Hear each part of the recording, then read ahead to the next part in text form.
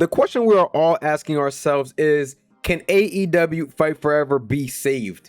We have a month exactly with the game. The game dropped on June 28th for the Elite Edition, and then the worldwide release date was June 29th. Most people had it on the 28th, but if you had it on the 29th, you get a month tomorrow. Let's go on ahead and talk about AEW Fight Forever and the first month release.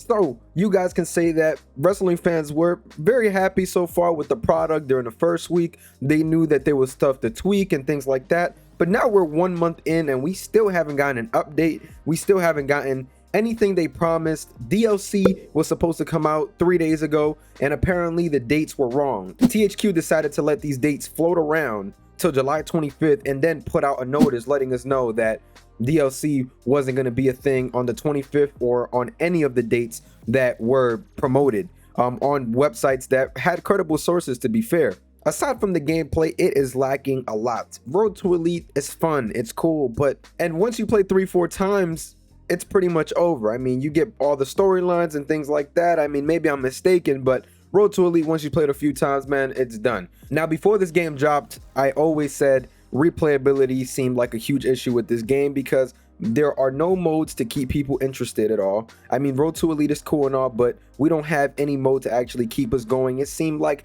the game that this was inspired from, which was No Mercy, had more features and more content going on at that time. And yeah, it just doesn't make sense, man, how this game has fell off so badly, and it honestly sucks how bad it's fallen off. I hope that they can go on ahead, make some moves, but the question we keep asking ourselves is it too late? Personally, guys, I'm not gonna lie, I'm not gonna sugarcoat anything. I think it is too late. I think they blew that shot to actually get people intrigued and wanting to play the game. We're 1 month in, there's no updates, there is nothing new at all. The game is just as it was released.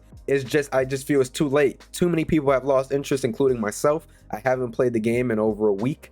And yeah, honestly, guys, the game is as dead as it can be. The Stadium Stampede is cool and everything, but I honestly think that's not going to have the success that we were expecting it to have, or maybe even THQ was expecting it to have, even if it has free downloads. I think people will play it the first or 2 days, but after the 2 days, man, it's over. I don't think it's going to be any hype or anything like that behind it, especially because right now there is no announcement of cross-platform, and that's basically what we've been waiting for. We've been waiting for the cross-platform announcement for Stadium Stampede, because if they want Stadium Stampede to succeed, I think cross-platform will probably be the best way to actually have a successful release, or even try to have a successful release, because right now the interest is not as high on the game as people thought it would be. And when we go on ahead and look here at right now the Steam stats and the player base on PC, you guys see that there are 96 active players, and in the past 24 hours the peak is the same at 96 players.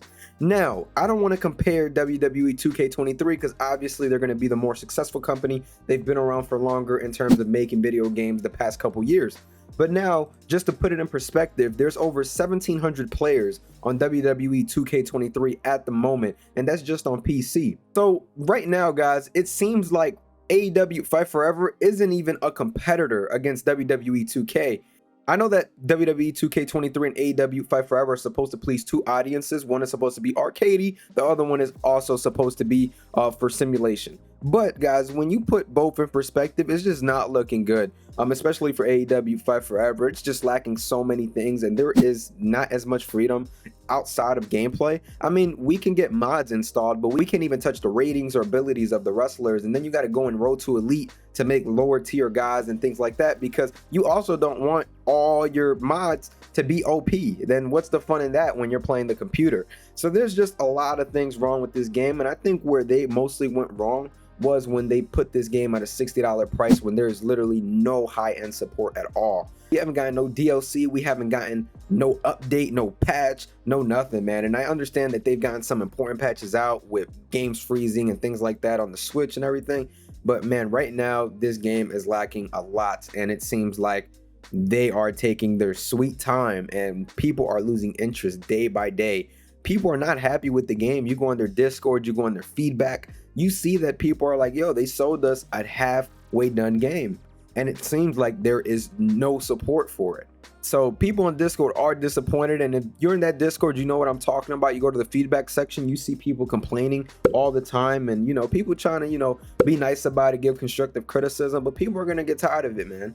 We paid $60, some paid $79 to go on ahead and get their hands on this game. You guys let the DLC dates float around.